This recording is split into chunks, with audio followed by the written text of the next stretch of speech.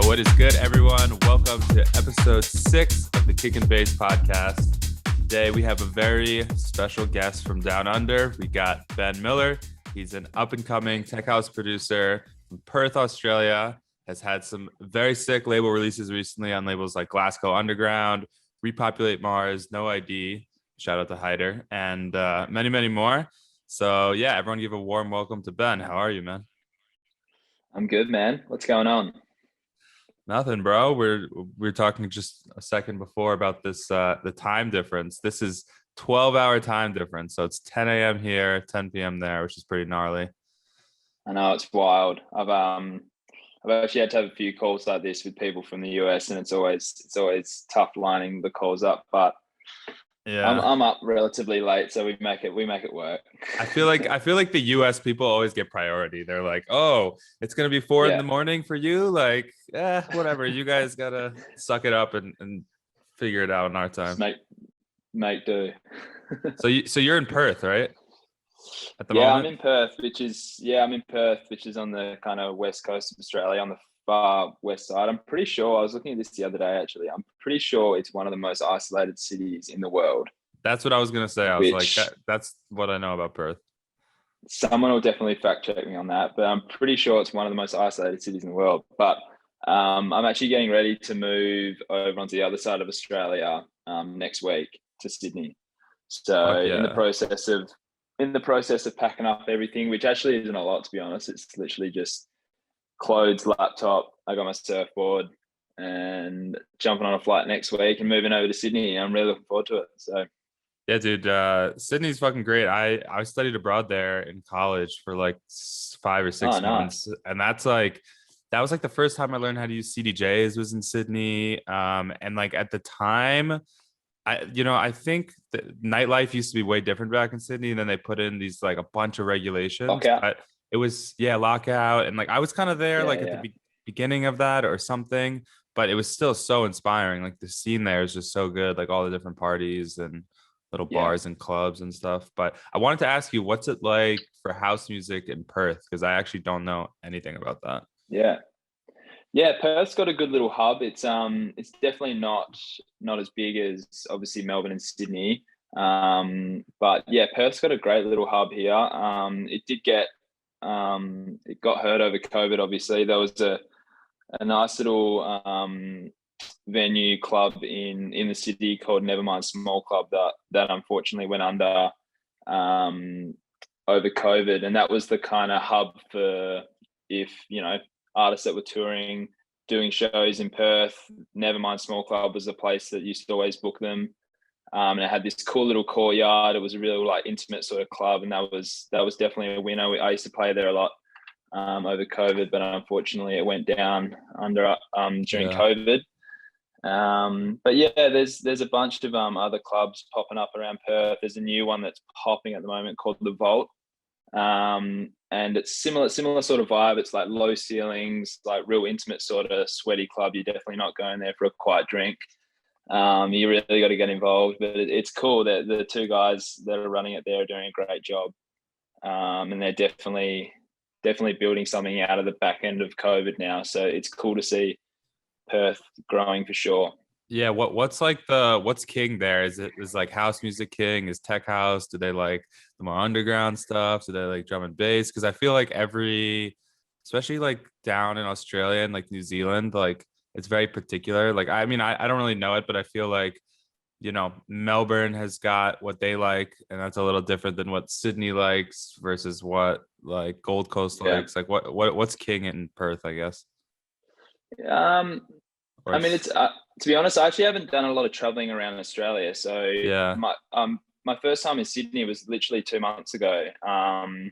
And I went to Melbourne probably maybe 6 or 7 years ago on a football trip. To be honest, I haven't really experienced the nightlife scene outside of Perth that much.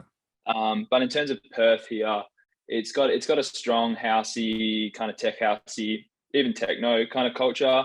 And it does actually have quite a strong drum and bass scene here. I've been dragged along to a few drum and bass events, and it's cool to kind of branch out and experience those sort of events and see that there is a there is a kind of scene for it here in Perth, and Perth's got a pretty kind of diverse sort of scene, and it's just a matter of kind of branching out and getting a taste of everything, really.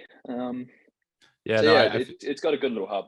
I feel like drum and bass and tech and house music, at least, that there's always like I guess like in most of the world, like they don't really, dubstep is big, but in America, we really have this like unique kind of hardcore dubstep scene. So you have like the bass heads, the dubstep ravers, and then you have like the house heads. But I feel like in most parts of the world, like drum and bass and house music are very close. Like, especially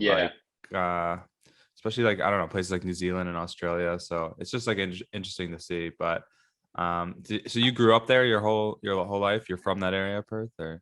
Yeah, I actually grew up 3 hours south of Perth in a country town called Dunsborough, which is near a well-known kind of wine region called Margaret River. So I grew up down there my whole childhood, and then moved to Perth for my last 2 years of school and went to boarding school. So kind of like Australian version of college, I guess, in America, and did my last 2 years of high school there, and then graduated high school, and I've just been up in the city since then. Went to university, graduated university I think a year and a half ago now. So I've been up in the city since I moved up for boarding school. But I try and go home, maybe 5, 6, maybe 7 times a year. I get down and see my parents. They're still based down there. Yeah. So it's good. It's good in Perth as well, because you really don't have to travel too far out of the city. Like you can drive half an hour out of the city and you're in the bush. Like it's cool to be able to escape the city and just we got obviously great beaches here. So it's a pretty unique kind of city, and like the surrounding kind of country towns are amazing as well. I need to ask. Before I forget. Is it like the fishing sick down there or no? Oh, the fishing's amazing, man. I know you're a big fisherman. I've been following your socials, and my dad's a big fisherman as well. So I may have to make a visit out to Perth, bro. Yeah, man. There's a like an island off the coast of Perth called Rottnest. You might have heard about it. It's got these like, it's kind of remembered for these like little kind of rat-looking wombat things called quokkas. They're like a pretty unique kind of animal. I think I petted those in the zoo once. They're like little cute fucking kind of big rats almost. Yeah, like big cute rats, pretty much. Little faces. But the fish, tiny little faces. But the fishing around the island over there is amazing. And it's like, it's a bit of a getaway for people here in Perth, because it's like a 20-minute boat trip over there, and people kind of treat it like their holiday, especially over COVID when people can fly. Obviously overseas or over east, people would go over to Rotto and set up for the weekend or it sounds amazing. I feel like all the listeners of this podcast just have to hear me geek out about fishing every episode if I can fit it in. But all right, let's talk a little bit about music. So how did you get into music production? When did you start producing music, and what inspired you to kind of start? I feel like that's always really like shapes an artist's sound, and like those artists that guy loved or that girl loved at that time period, has a really big effect. So just want to hear your story, how you got into it, and take it from there. For sure. So throughout high school I was in a band, played guitar, and was kind of in that bandy kind of scene throughout high school. Never really what kind of band? Any interest. It's like a cover band, I guess you'd call it. Like we used to just rip off old original like classic rock records and AC/DC tracks, and it's easy to get gigs when you're a cover band, man. Then you could play anywhere. Exactly. Everyone could sing along. It's easy. Not saying it's easy, but you know what I mean. So sorry to interrupt. It was good. It was good fun. It was good fun. Like it was a bunch of my best mates, and we just had the best time ever. And then obviously, like I was saying before, when I moved to Perth for my last years of high school, the kind of dynamics of the band naturally kind of fell apart, and the logistics of it came a bit hard. So I still used to play guitar when I was at high school, and I've always loved music outside of that as well. And it wasn't until I actually finished high school, one of my best mates from school had been DJing, and he was kind of just DJing all the house parties. And he came up to me and he knew I loved music, and we kind of just did a bit of a duo thing for a while, and we used to just kind of DJ parties. I guess it's kind of like a natural progression for most people that get into it. But I think for me, it didn't really take that long when we were doing gigs in clubs before. Like, I wanted to be able to play my own music out. I used to play everyone's records, and I used to think, wow, it'd be pretty cool to be able to play my own music and get the reactions, you get from playing other people's records. So I think I'd only been DJing for maybe just over a year before I just my mates bought me Ableton for my 18th birthday, and what a gift! And it was like the lowest version where you could only use like 7 the worst channels. one, like so the simple basic one. No so effects, I was making no like channels. Nothing. I was making tracks with like 7 channels, but I was just having the best time ever. Yeah. And yeah, just really nerded out over those like first few years, and just spent hours sitting in my bedroom having the best time ever, making the worst songs ever. How did you teach yourself? Did you just go on YouTube or? Yeah, YouTube. I actually had a mate locally in Perth that just through the DJ scene got wind of me learning how to produce, and kind of put me under his arm, and actually really helped. Shout him out. Who is kind it? Paul Scott is his name. His DJ Shout name runs Paolo.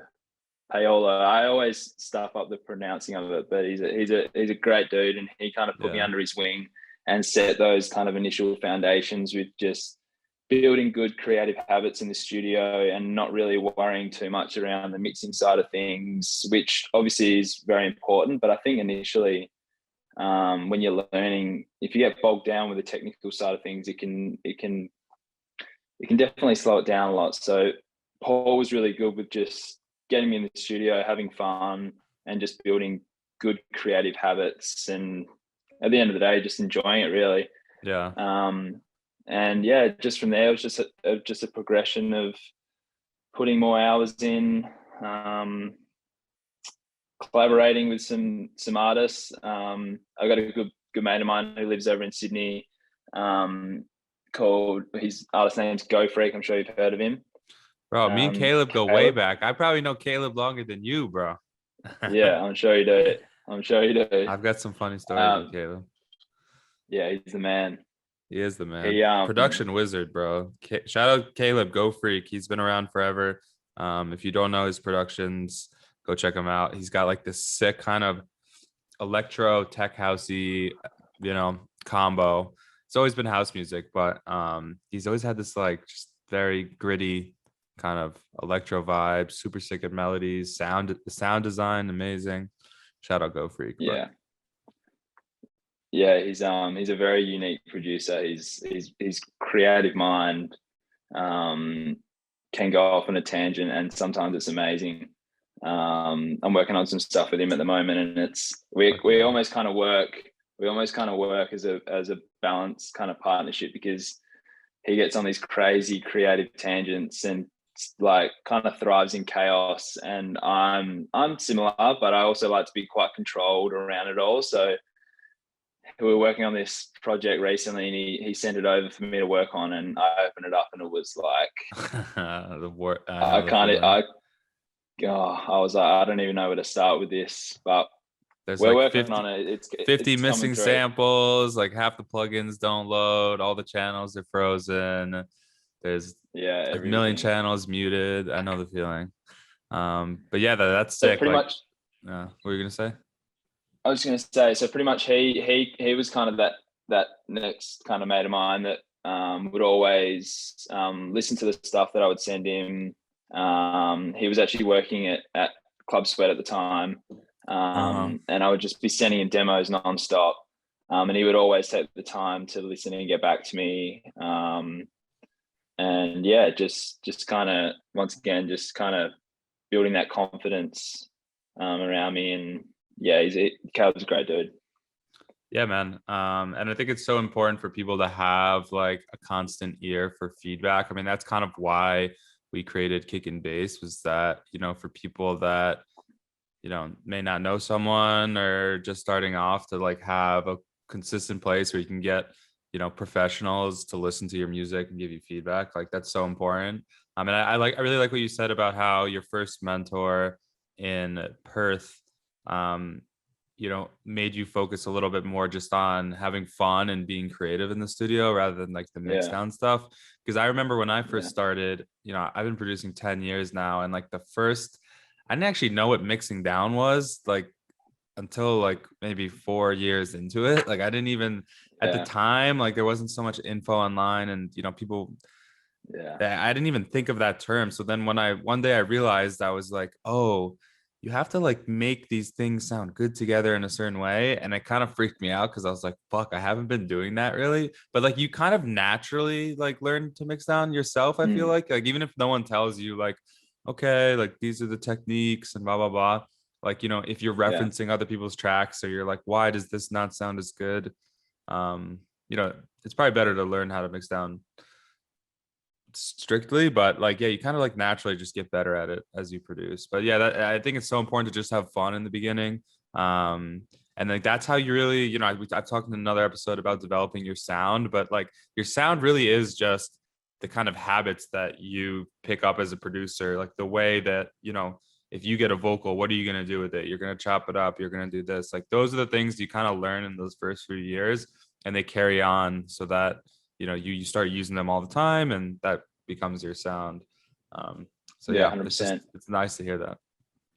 Yeah, for sure. I think as well, with like the amount of content that's pushed out, is like the two sides to the coin. Really, it's amazing that it's readily available for people that want to learn to make music. But again, there's so much content, so it's hard to see through it all. With, you know, there's thousands, hundreds of thousands of mixing down tutorials on YouTube. So they're the ones that might be popping up, instead of maybe ones that are maybe focusing on, like I was saying before, building those creative habits. And like you said, where the mixing stuff kind of comes with time. And it's definitely not playing down the importance of it. Like it is very important to have your music at a level, but I think it can definitely bog you down in those initial few years of producing.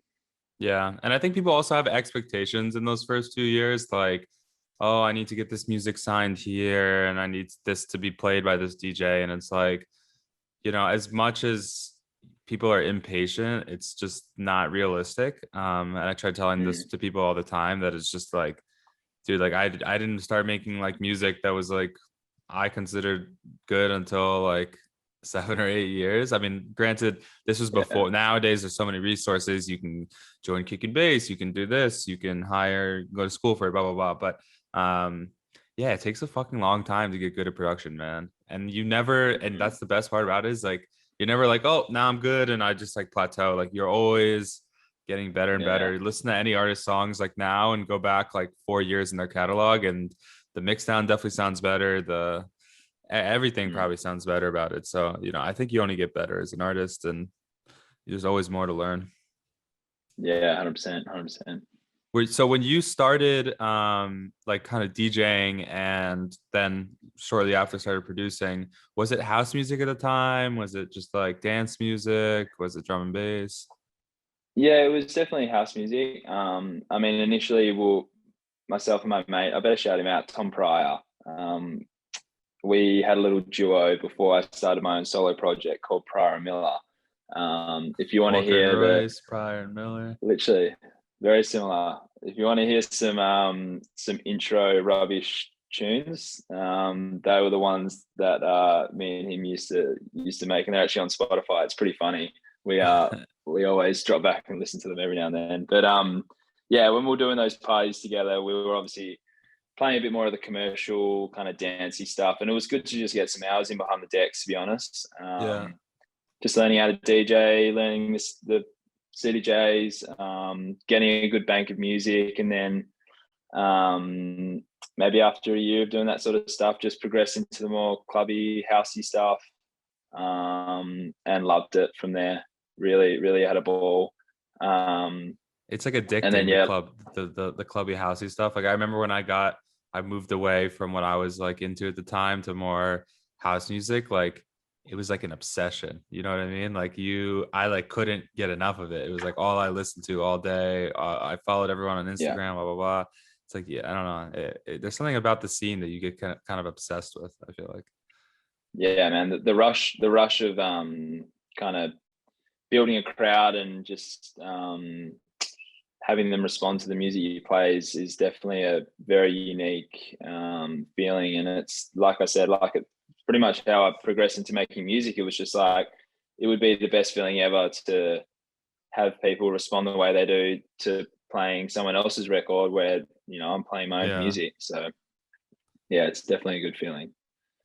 So yeah, no, I agree 100%. Trust me, it only gets crazier and crazier, and you chase it more and more. And yeah, for me, I think it was a similar thing. You know, it's like nowadays it's really impossible to get those better shows, you know, tours without having your own production. And you know, if it's something like if it is a dream of yours, which for some people it isn't, to be honest, they just want to DJ whatever when they can. But you know, for me, it was always like, this is what I want to do. Like I want to be this kind of guy, like a DJ. And so it was like production was like, you kind of had to learn it. Had to learn it, yeah. But okay, yeah. So, you know, when you start a record, how do you start off these days?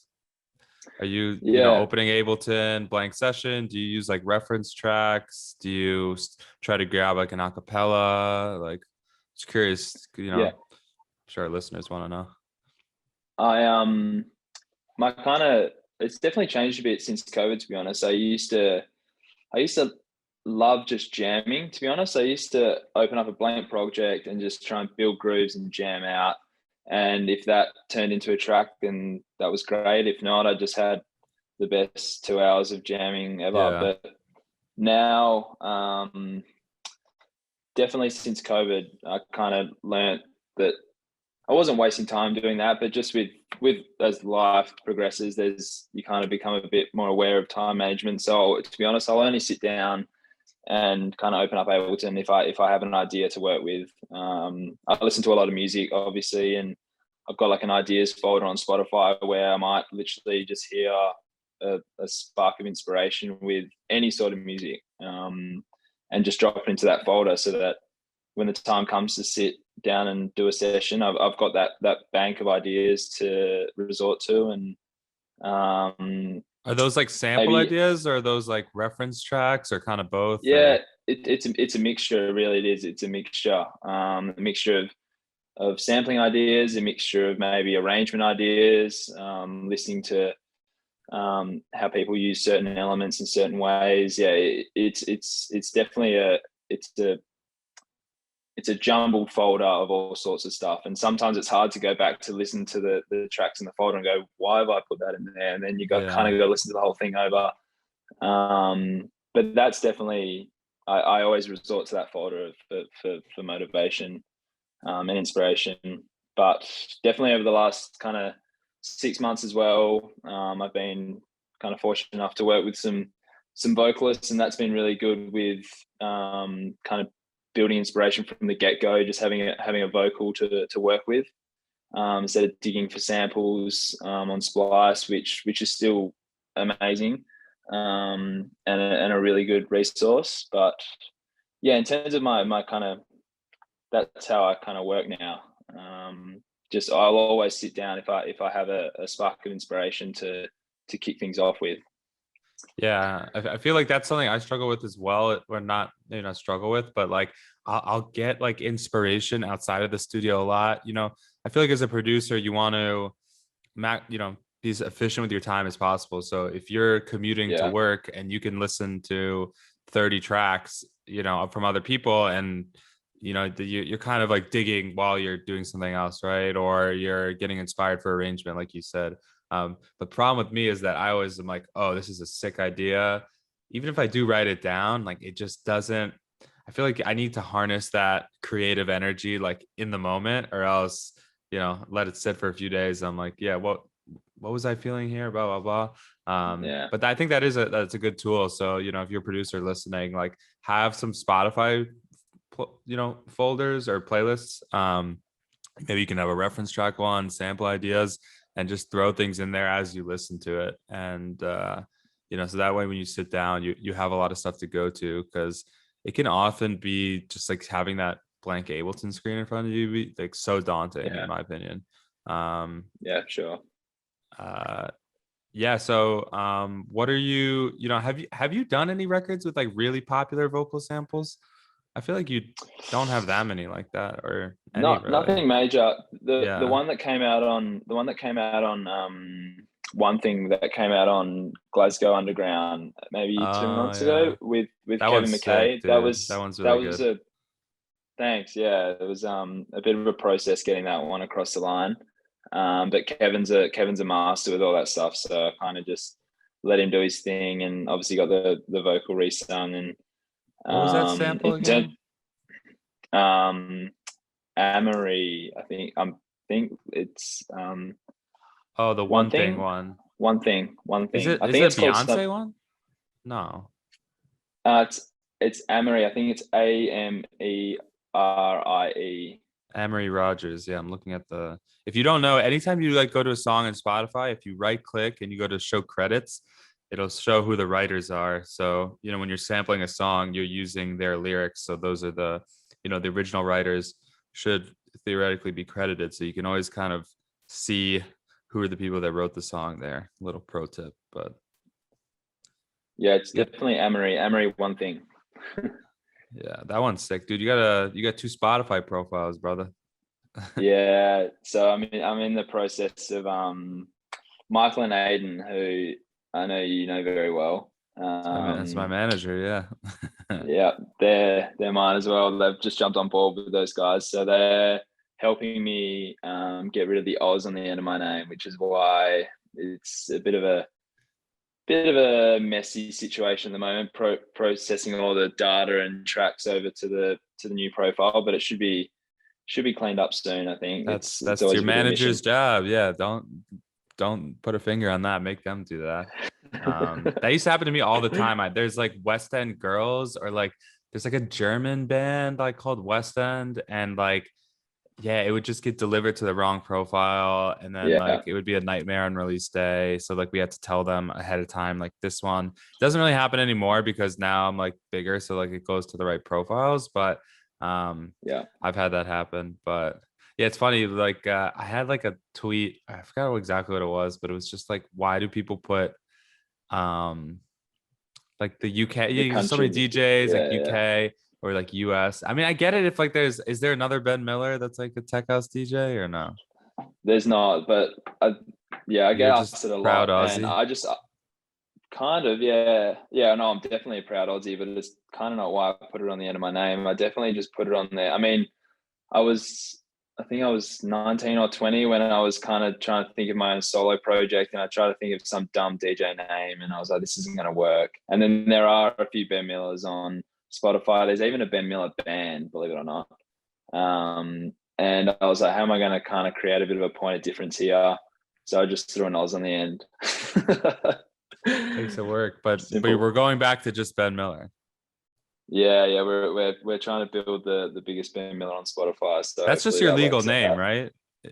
Yeah, it's just my name. Yeah, full legal name, dude. Sometimes sometimes just simple names like that, like just works so well, dude. Like, my name is Tyler Morris, and it just doesn't sound good as a DJ name. It doesn't. I don't know. Maybe to me, it just never sounded good.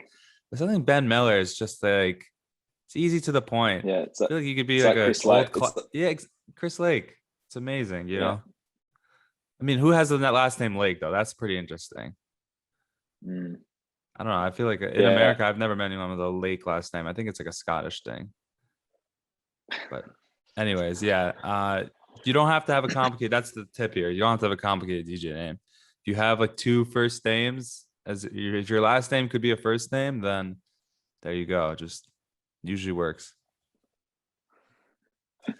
So I wanted to ask you, because I kind of found out about you, to be honest, on Spotify. A lot of your music was getting, especially that one on No ID, was getting a ton of love from the Spotify people. And this is something that a lot of kind of maybe not newer producers, but like intermediate producers, like people that like are starting to get stuff signed to labels and they can consistently finish tracks and they sound good. But everyone's kind of competing to get into these Spotify editorials. Like they're such an important part of streaming, and they kind of give some credibility. So yeah, how did that work out for you? Like, was it a surprise? Like, what? I just want to know the story behind all that. Yeah, it was a big surprise. I really had no. I didn't really think that record was going to do stream well. I had no real plans for it to do as well as it did. But I think John playing it at EDC did help it push. Was that before the going release? Going into the release? Yeah, it was. So it was signed on No ID, and I kind of was, because I think it was around the time here in Perth, like shows weren't really coming up that often, and I was like, how am I going to build some kind of organic hype around it? So I sent it over to John on his promo email, and he loved it. He was like, I'm going to play this. That was like a cold email for you, right? Like you didn't really talk to him before. You hadn't played your music before.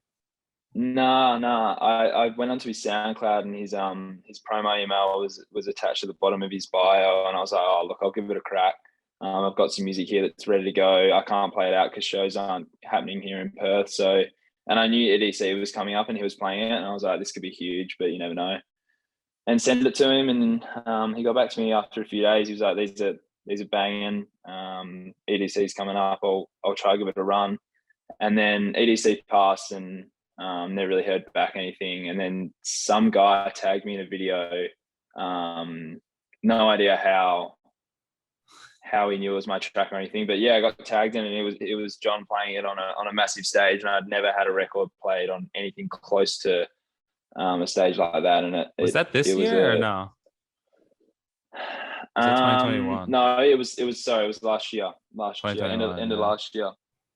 And then I like that definitely helped with the hype around the record before the release. I think John played, I think around the time he played it was maybe at that sweet spot of like a month and a half before the release. So I think he played it in a few of his mixes as well. So there was kind of people building a bit of hype around it on SoundCloud, and yeah, I think that kind of helped with the pitch going into Spotify prior to the release, and got some love on release day, and it's done really well since then.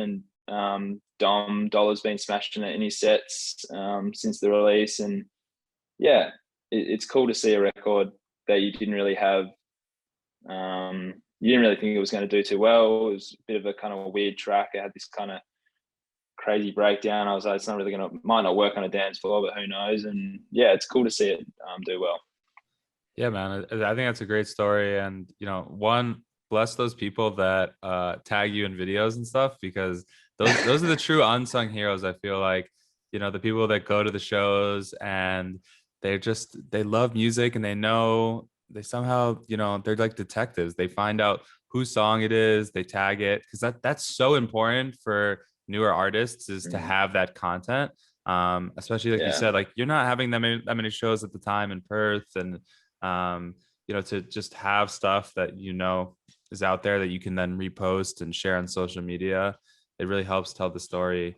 And like the other thing is like, good on you for sending that promo and taking that shot. Because there are certain DJs these days where if that person plays your track, people want to know who this person is and what's the deal. And I'm sure if John had his label at the time, he probably would have signed it there. It's like, it's so important to do that. That's something I've always done in my career, is like, you gotta send it to the right people. Send to people that are active, pretty good at, posting on social media, that, they may post your track afterwards. People that check their promos. Like I used to just send music so often to like everyone, and it really helped me kind of get some support. So yeah, that one did really well. And then I feel like you've just kind of been in the loop though with Spotify since then. Like it's interesting, right? Like once you kind of get in, like they put it, I feel like you almost get like a flag on you a little bit. And then when you have new music, I don't know how they're alerted or whatever, but like, they'll put it in New Music Friday Dance or Operator, depending on what. It kind of like, I feel like broke you through with those guys a bit. Yeah, I was chatting to someone about this recently, and I still don't understand. The process around how I pitch my music was the same as how I always used to, pitch it a couple of weeks before the release, do a little description around it, and it never got, my music really got never that much interest before all I do. And then I guess after that release, maybe it's set me in the algorithm nicely in terms of future pitches to them. But yeah, it's a weird feeling, kind of seeing my music all of a sudden being charted on these editorial playlists. But yeah, I mean, I'm very grateful for it. I'm not. Yeah, no. Yeah.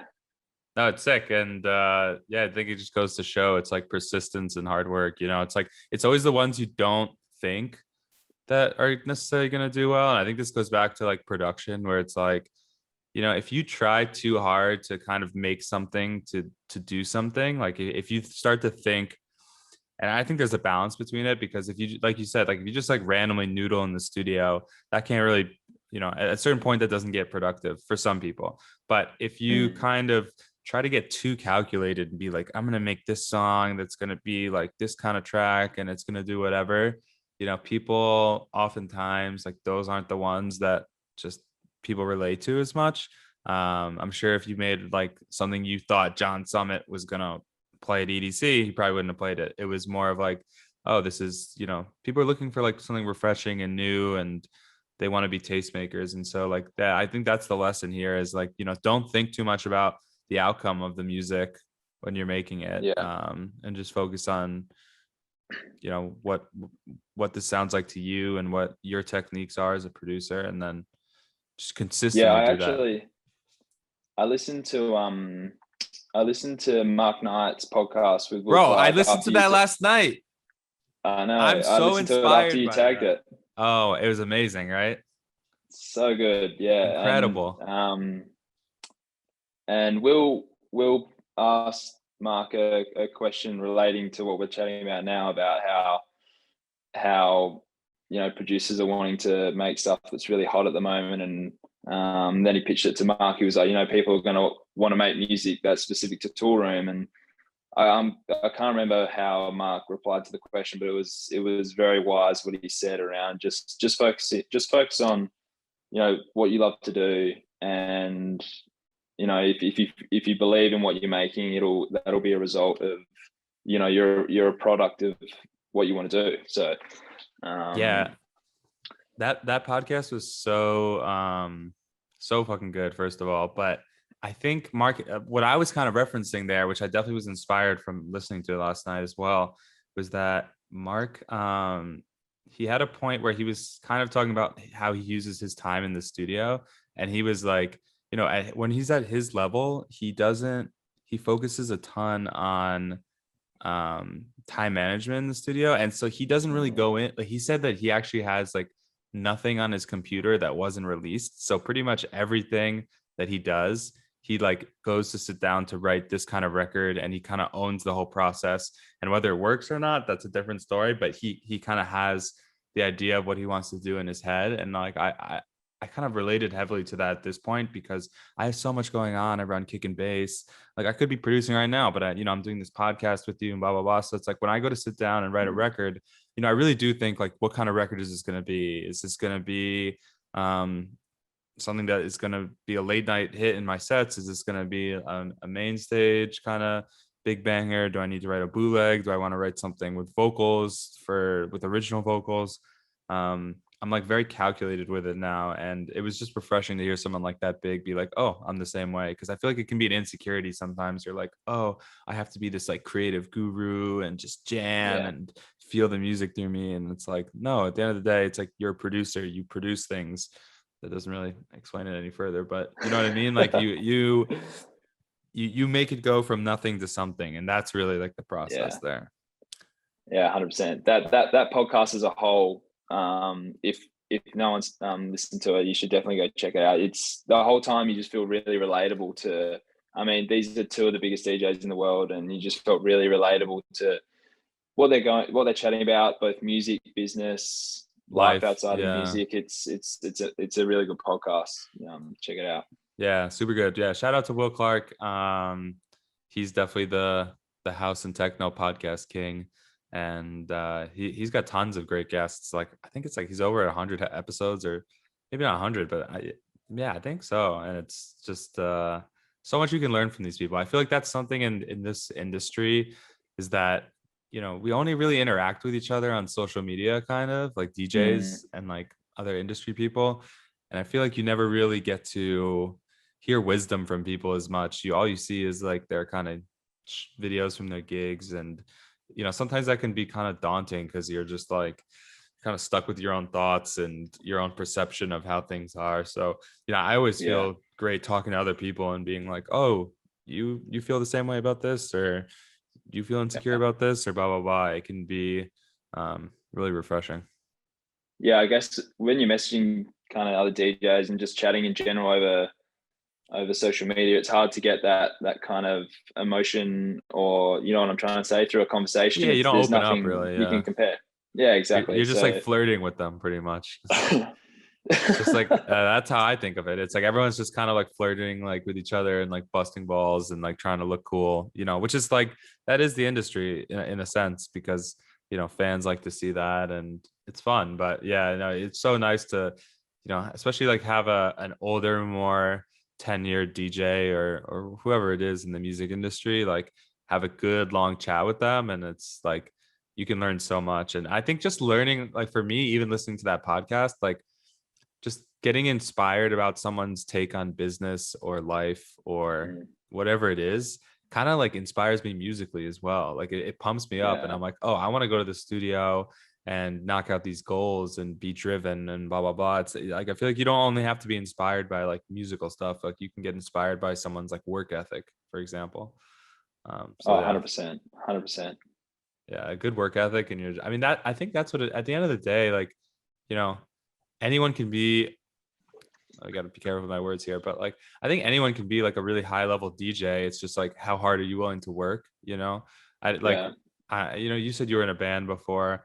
I never really played like any instruments. Like I played guitar for a bit, but I don't think I'm that musically talented in certain senses. Like I'm good at certain things, I'm not great at other things, but I know that I work really hard and and good figure out what I'm good at and kind of like nail in on that. And I'm like, oh well, how am I able to do this stuff? Like I just played this festival, like how did this happen? This was like my dream of 10 years. And it's like, yeah, I don't think you have to have any like innate talent. It's just like time and hard work, and you can kind of get there. But yeah, I remember Mark touches on that as well in the podcast. He talks about just playing to your strengths.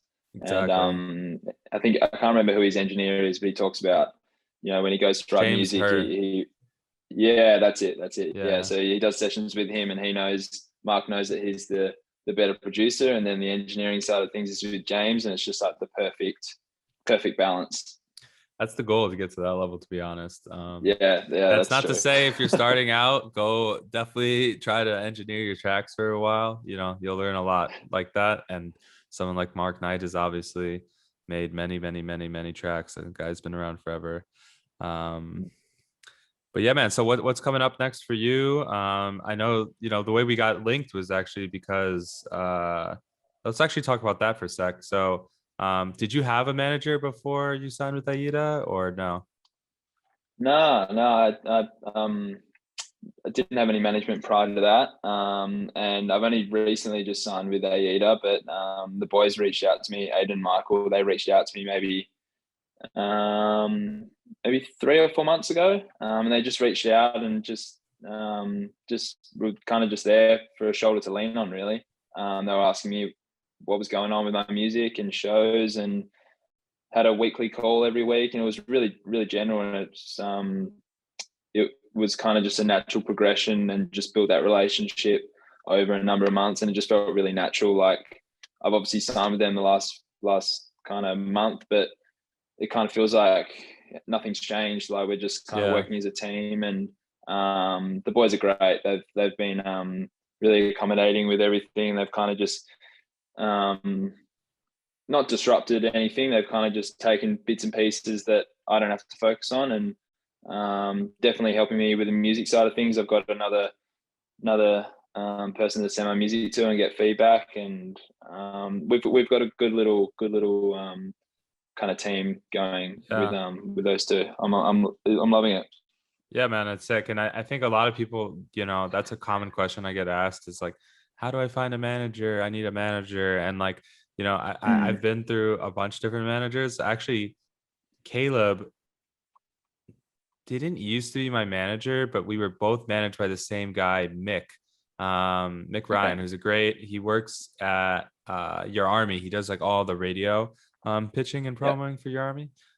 Great guy. But yeah, he used to be, because I did a remix for Go Freak, I kind of got introduced to Mick and got taken under by Mick. But I tell this to people all the time is that like management is something that just kind of like comes to you at the right time. Like, when you're doing the right thing, like people will reach out to you because they see potential in you as an artist and your project, and they want to kind of help you see the fullest potential that you can. And that's what I love about the guys at AIDA. For anyone listening, like we have the same manager now, Michael, and it's always just been such a natural relationship. It shouldn't feel like this kind of business interaction. It should feel just like friends working together to make your project bigger and to just knock off like a list of goals. And it's super sick. So it's just nice to see it kind of go down like that. And I'm sure for other artists, like don't worry about it, like keep doing what you're doing. You don't really need a manager until you need a manager is my advice. I mean, at the end of the day, they just feel like two of my good mates. And when they first reached out, they didn't kind of send me a big email being like, we want to be your manager and blah, blah, blah. It was just like a really general email, just being like, what's up? Love the music. Let's jump on a call next week and just have a chat. And it was just, didn't feel in my face. It was just, a very natural kind of progression. Yeah. I think another cool thing to take from this is like, it's important to have like a good team. And that doesn't mean like people that like you're necessarily like signed with like in any legal way or anything like that. But it's just like, thinking back on this podcast and like talking about your story a little bit, like, it seems like over the time you've had these kind of different people in your life that have helped you with production. It's Caleb or the other guy in Perth, and now these guys. And I think as an artist, if you're trying to make this, just get bigger and make it a career, it's just so important to have people on your team that are supporters of you, that you can go to for advice, for feedback. Over the years, if you build all these people as they grow in their positions and get more important, they'll still kind of be supporters of you. And it seems like you're doing that really well. So congrats, man. Thanks, man. All right. So I can't take compliments as well. I'm bad at it. So what's coming up for you? I want to end the podcast with, what can the fans expect from Ben Miller in the next couple months? Yeah. So next week I'll be moving over to Sydney. Actually starting a little job with Club Sweat. So that's kind of helping with the move over. They're giving me some work, so that'll be good, as well as obviously being based in Sydney. It's a bit closer to other major cities around Australia in terms of doing shows, and my booking agent's in Sydney, so it'll be good being near him. And in terms of the music, I've got an EP coming out with Club Sweat at the end of this month. 2 tracks on that, which I'm really pumped about. And I think the other ones, I'm not sure if I've got a track coming out on Noisy's label on Technique. Let's go. And then I think I'll stick with those 2. They're coming out over the next 2 months. So, and then obviously building for a big one next year. I've got some records that I'm really excited about that obviously won't be coming out this year. But I'm really pumped for a big 2023, and trying to get some shows around Australia, maybe even try and branch over the States. It's a bit of a goal eventually to come over. With Aiden and Michael obviously being based in the States, it definitely helps with the possibility of that happening. Yeah. I was gonna say, mate, you gotta take a trip over here if you can. I think you'd definitely love it. But sounds like there's a lot of exciting things coming up. Sounds like 2023 is gonna be a big year for you. So yeah, thank you, man, so much for doing this podcast. I feel like super fun for me, and touched upon a bunch of great topics. So yeah, no worries. Thanks for having me on, Tyler. All right, Ben, I'll let you go to sleep. It's fucking 11 p.m. in Perth, Australia. Enjoy your last few nights there, buddy. Thank you so much. Chat soon, man.